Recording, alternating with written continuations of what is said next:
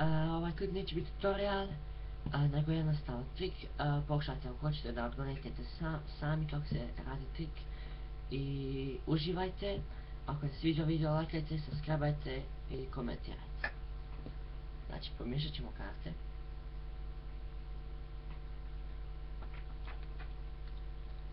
Pošten shuffle.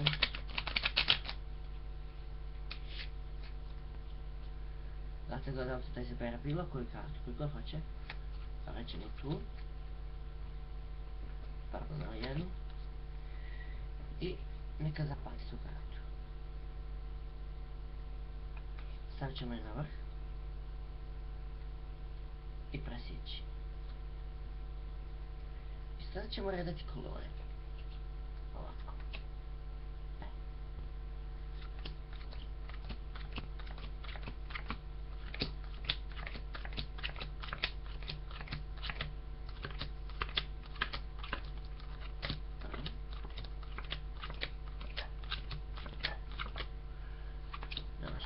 Rećemo kolone.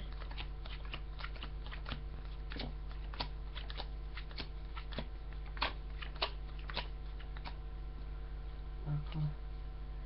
Miješat ćemo kolone. I sada što ćemo raditi? Uzet ćemo nasumično kolone. Tako da ih dobro izmiješamo.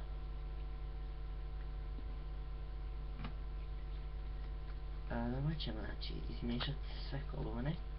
Odnosno sve grupice koje smo napravili.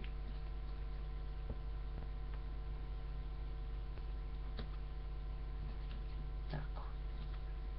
Sada. Rećete svom gledalcu da kaže prvi put su kartu na glas. Oni će naravno reći 9 list. Spelovati tu kartu. D, E, V, E, T, L, I, S, T. Što znači da je baš ova karta 9 list. Hvala i nadam se da ste uživali u ovom triku. Lajkajte, subscribeajte, komentirajte.